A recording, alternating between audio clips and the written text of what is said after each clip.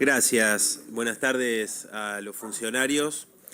Bueno, ya la tarde está avanzada con varias consultas, idas y vueltas, debate, pero me parece que hay que reafirmar algo que este presupuesto plantea, que es, en primer lugar, una consolidación del ajuste más grande del mundo mundial, como le gusta decir a Milei, que se llevó adelante en el 2024 y que a su vez plantea en algunas partidas un ajuste aún superior, siempre y cuando creamos en los pronósticos estipulados de inflación y otros presupuestos macroeconómicos.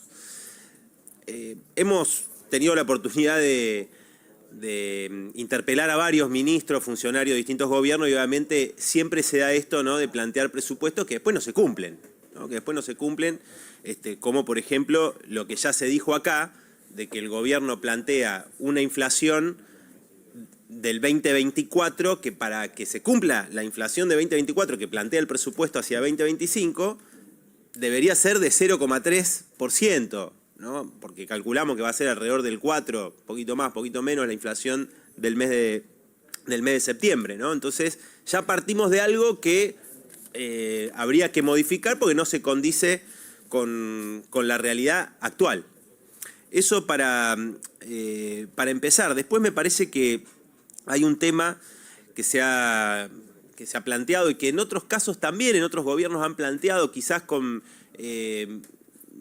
tratando de ocultar o de no decir claramente lo que dice este gobierno, que nosotros vamos a gastar, primero vamos a pagarle a los especuladores, amigos de Caputo, vamos a pagarle al Fondo Monetario Internacional y lo que sobre lo vamos a poner en salud, educación, cultura, etcétera, ¿no? Me parece que eso también es otro de los puntos que lo plantea el gobierno desembosadamente, sin ningún tipo de miramiento, como en otros casos otros gobiernos trataban, ¿no? Hemos escuchado a Guzmán, hemos escuchado a Massa, a distintos funcionarios del gobierno anterior, decían, bueno, tratamos de que la deuda no vaya en contra de las necesidades sociales.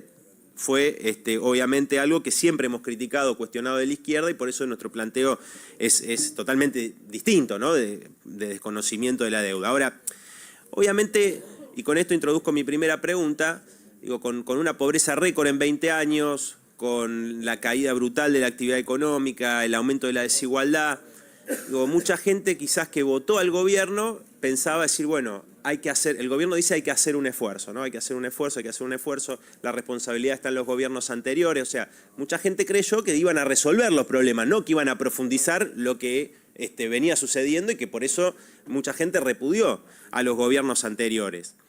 Sin embargo, uno podría decir, bueno, a ver, este ajuste, ¿no?, mucha gente puede creer en esto, decir, bueno, ¿cuál es la perspectiva? La perspectiva que plantea este presupuesto es de un ajuste aún mayor, ¿no?, y un crecimiento de la economía poco creíble, digamos.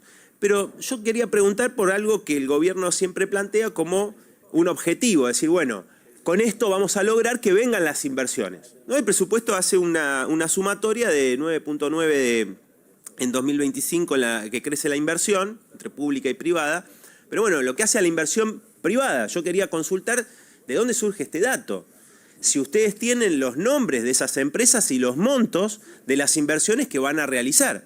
Digo, porque inclusive ya se cuestionó acá o se preguntó cuánto era, no tienen la respuesta, bueno, son alrededor de 100 millones lo que viene recibiendo de dólares, lo que viene recibiendo Marcos Galperín, la empresa de Marcos Galperín, en subsidios, ¿no? Que es realmente inaceptable, pero digo, este mismo empresario, uno de los principales millonarios de la Argentina, que va a poner 4.000 millones de dólares de inversión en México, ¿no? La población de México es mayor que la Argentina, pero no en esa proporción, con respecto a 75 millones que anunció para la Argentina, ¿no? Entonces yo quiero preguntar, digo, ¿no?, porque hay todo tipo de beneficios, se dice que con más exenciones impositivas, por eso acá un gobierno que planteó en campaña y que siempre dijo que iba a bajar la presión fiscal, la aumenta, ¿no? También, ahora voy a eso, pero digo, primero, si ustedes tienen una lista de cuáles serían esas empresas que van a invertir, generar empleo, derramar y todo el cuento que ya se hizo muchas veces y que no funcionó, porque quizás de esa manera podemos entender a lo que apunta el gobierno. Yendo a lo que les decía recién, digo, hay una regresividad tributaria realmente enorme, ¿no? Lo que hace a lo que ya se planteó acá con respecto a la reducción de bienes personales, pero se restituyó el impuesto a la ganancia a la cuarta categoría para todos los trabajadores y trabajadoras bajo convenio. Es decir, aquel trabajador que gana un poquito más que la canasta de pobreza, sácate, a ese le ponemos más impuestos. O sea, el gobierno que decía que el impuesto es... Digo, ¿cómo explican ustedes? Un gobierno de un presidente que dice que el impuesto es un robo, aumenta impuestos. Y particularmente le aumenta impuestos o restituye impuestos hacia los trabajadores, los sectores populares, por ejemplo. Sí, además de que cuando votó acá en el Congreso dijo que era un impuesto inmundo, el impuesto a la ganancia de la cuarta categoría, y siendo presidente hizo lo contrario a lo que prometió en campaña y lo que hizo como diputado. Además, el monotributo, ¿no? También se aumenta el monotributo, que en realidad es una estafa para millones de laburantes. Es una de las formas de, ahora que hay muchos trabajadores y trabajadoras de salud en conflicto, bueno, es una modalidad que se utiliza muchísimo para ocultar la relación laboral, para precarizar, que es el monotributo, ¿no? Y esos trabajadores pagan para trabajar. Bueno, a eso se les aumenta. Pero a los galperín, a los 100.000 más ricos de la Argentina, se les reduce el impuesto a los bienes personales. Con el cuento de que así van a invertir, pero tampoco invierten de esa manera. Entonces, bueno, queríamos saber cómo explican ustedes, ¿no? De un gobierno que dice que los impuestos son un robo, que la presión tributaria va a bajar, aumenta la presión tributaria, pero aumenta sobre los sectores populares, los trabajadores, jubilados, etc. Yendo a otro tema que también se tocó, pero que me parece importante que me puedan responder, ya respondieron algo que había como duda, que era en relación hacia el bono que reciben las jubilaciones mínimas de 70.000 pesos, se iba a seguir pagando o no. Bueno, dicen que va a estar el bono, está garantizado el bono de 70.000 pesos. Ahora, yo pregunto, primero, ¿está garantizada la actualización? Porque una de las formas en la que han licuado los saberes jubilatorios ha sido congelando los bonos, ¿no? Y de esa manera las jubilaciones han perdido, por supuesto, porque ni siquiera son alcanzados por la actualización de IPC, ¿no? Con el decreto de la movilidad jubilatoria que impuso el gobierno y que sostuvo gracias a sus aliados que se negaron a darle un aumento de 15.000 pesos a jubiladas y jubiladas. Entonces, la primera pregunta es, ¿se va a garantizar la actualización, ¿no? De esto, del bono?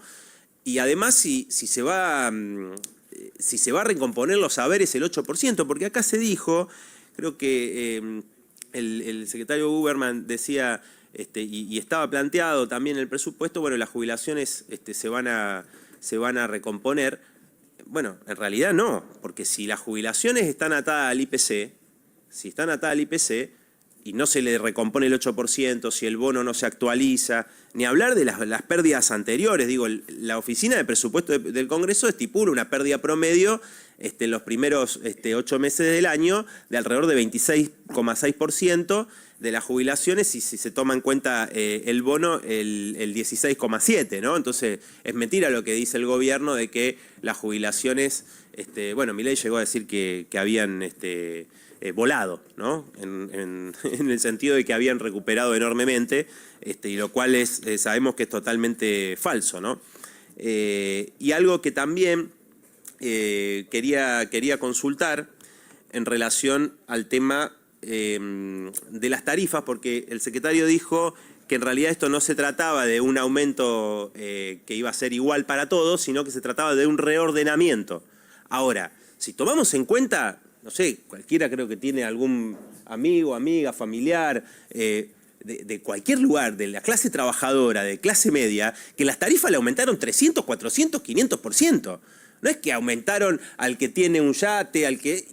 No, acá aumentaron las tarifas en forma brutal, muy por encima de la inflación, cosa que no sucedió con los salarios de la mayoría de los trabajadores, y la ínfima mayoría, aumentaron enormemente las tarifas. Entonces, cuando usted dice, no, esto va a ser un reordenamiento, ¿cómo? Pero si es un criterio igual al que se ha estipulado hasta ahora, o hay un criterio diferente por el cual podemos decir a los trabajadores, no, mirá, no te van a seguir matando con tarifazos que pasaron de pagar 17.000 pesos de luz a 130.000.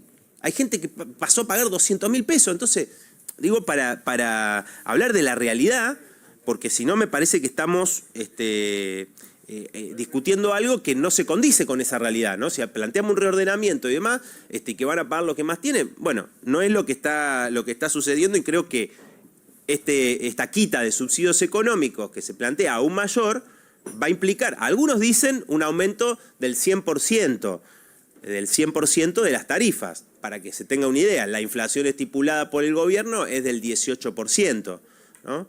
Bueno, es decir que es un aumento muy por encima de lo que estipula el gobierno para la inflación. Además, quiero decir algo, digo, acá también en el presupuesto se plantea un aumento de 100% para la CIDE, ¿no? Con respecto a lo ejecutado este año, que ya fue un aumento que fue de 15.000 millones de pesos a 102.000 millones de pesos, ¿no? Por el decreto, obviamente, que acá rechazamos, pero que el gobierno desembolsó ese dinero, más del 100%, mientras las universidades, tomando el dato del REM, que son 10 puntos más aproximadamente de inflación que lo que calcula el gobierno, podemos decir que las universidades entre 2023 y 2025 tienen una pérdida del 37%. 37%, es decir que los salarios de los trabajadores y las trabajadoras que hoy están reclamando, y es lo que se está debatiendo, y que el presidente quiere vetar la ley del Congreso que garantiza un piso mínimo salarial para que los trabajadores de las universidades no pierdan con respecto a la inflación.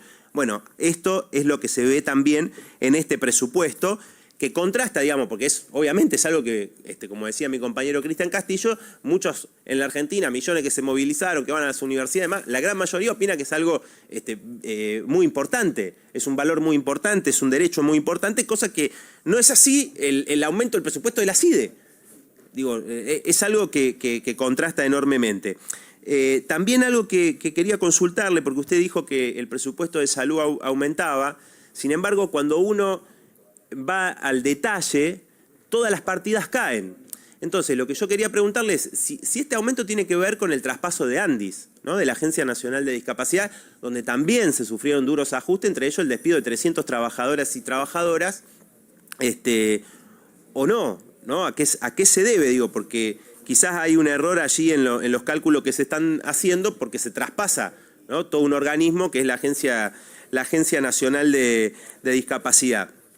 Y después quería hacer algunas consultas, ya voy terminando, en relación al tema de la deuda, ¿no? Porque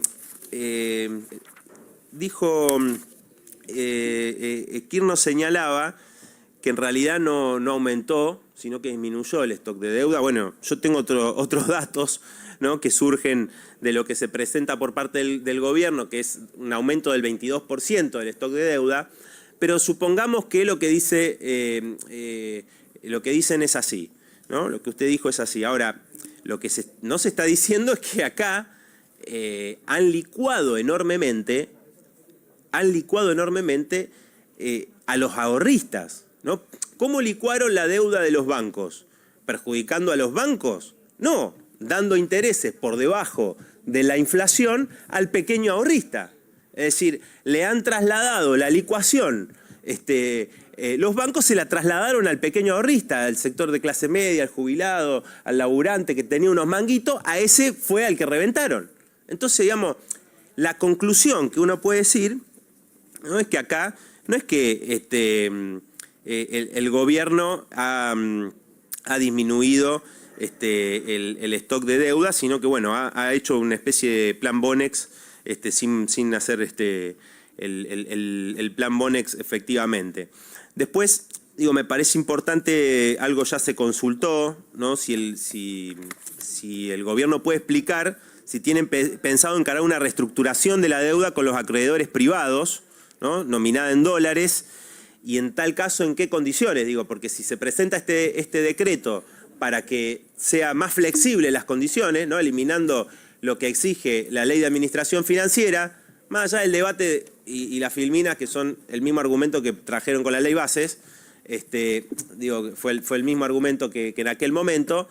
Lo que digo es, quieren manos libres, ¿no? Manos libres, y entonces teniendo a Caputo, teniendo a Sturzenegger, que manos libres significaron endeudamientos por 100 años, con tasas totalmente usureras para el país, endeudando generaciones, y que lleva, por ejemplo, a que hoy estén en el gobierno diciendo, no, Caputo nos endeudó y viene y nos dice lo más... No viene en realidad porque justamente él hablaba de show, y en realidad el único show que hubo acá fue cuando vino Milei, un show con poco público, inclusive con un apagón en el rating televisivo que se ve que molestó mucho al gobierno. Pero el mismo Caputo, que nos endeudó por 100 años, es el que nos dice ahora, bueno, lo primero que hay que hacer es pagarle a mis amigos, ¿no? Le pagamos primero a mis amigos, después vemos si hay plata para lo demás. ¿Qué quiero decir esto, no? Es falso que acá todos perdieron, porque las empresas, tanto las empresas privatizadas de servicios públicos como muchas otras empresas ligadas a la industria farmacéutica, a distintos rubros, tuvieron ganancias exorbitantes en estos primeros 6 meses de gobierno. 6 meses de gobierno, ganancias enormes que han tenido las grandes empresas, sobre todo de distintos rubros, las empresas lácteas, por ejemplo, mientras estamos en un piso histórico de consumo de lácteos, la principal empresa láctea de la Argentina ha tenido ganancias 8 veces mayores a la que tuvo los primeros 6 meses del año anterior. Y para finalizar, entonces, preguntarle si puede, le preguntaba entonces en relación a la reestructuración de la deuda, también con el Fondo Monetario, ¿no? Si piensan hacer un nuevo programa y con qué criterios se va a encarar esa negociación, ¿no? Teniendo en cuenta, que el programa acordado por Guzmán termina a fin de año, si bien siguen los pagos, ¿no? Y después quería consultarle también si puede detallar si durante 2024 hubo fondos inmovilizados provenientes de organismos multilaterales y, en tal caso, los motivos de esa inmovilización y el costo financiero de tal inmovilización. Esto viene a cuenta de préstamos del BID o del Banco Mundial y otros organismos que no se han utilizado, ¿no? Y que, sin embargo, han tenido un costo financiero, ¿no? Entonces, son créditos, ¿no? Que están ahí. Es dinero como si no fuesen necesarios para muchísimos sectores, y eso ha tenido un costo. No sé si esto es por ineficiencia, ineptitud. Bueno, necesito que se dé una explicación en relación a esto. Por último, presidente, quiero saludar a los trabajadores y trabajadoras del Hospital Laura Bonaparte, que han logrado derrotar la política del gobierno de cerrar el hospital gracias a una lucha decidida, y que el único camino que tenemos justamente para enfrentar esta política de ajuste que tiene este gobierno contra las mayorías trabajadoras es la que estamos viendo, de enorme solidaridad, ¿no? La salud pública le torció el brazo al gobierno ajustador de Milei y a los Caputo, y por eso el único camino que tenemos es rodearlo de solidaridad, seguir el ejemplo de los estudiantes que están movilizados, haciendo asambleas, debatiendo, discutiendo cómo se va a enfrentar este veto, que evidentemente lo que intenta es un veto a la educación pública de nuestras pibas, de nuestros pibes, y bueno, por eso obviamente que quería saludarlos muy especialmente. Estuvimos charlando con sus trabajadoras y trabajadores estos días, acompañándolos en la pacífica ocupación del hospital, y nos parece muy auspicioso para todos los trabajadores y trabajadoras de la Argentina y para la juventud, para la salud pública, para esas médicas, para esos médicos, para esas enfermeras, para esos trabajadores de la salud que la pelean día a día, ultra precarizados, que juegan su vida para salvar vidas de muchas personas que hoy hayan logrado pararle la mano al gobierno. Y bueno, hay que estar atentos porque se habla de una reestructuración, pero en principio hay un acuerdo donde no van a despedir a ningún trabajador, y el hospital, que se especializa en salud mental, en atención de adicciones, muy importante, que tenemos testimonios de muchísima gente que se ha atendido, familiares y demás, la verdad que nos llena de alegría y de fuerza, por supuesto, para encarar y acompañar cada lucha de la clase trabajadora. Muchas gracias.